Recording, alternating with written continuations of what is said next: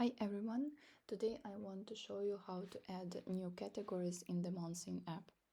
First you need to log into the app and go to the settings page, categories section here. Here we can add categories of the expense and income. We will add today some categories for expense and also for income. First, I did not add any of the categories. Here we can see that we have one category, undefined expense and undefined income. So we can add a new one that we need.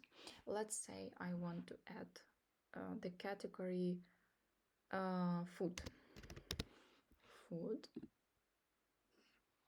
Okay, so we added the category expense category food and let it be clothes and also transport. Okay, also I want to add the income. It will be salary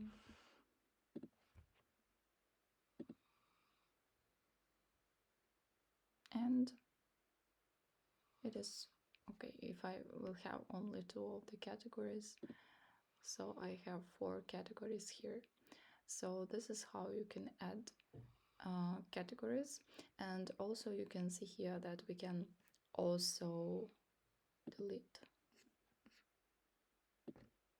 We will not delete it because we need this category, and we can edit this category. Food.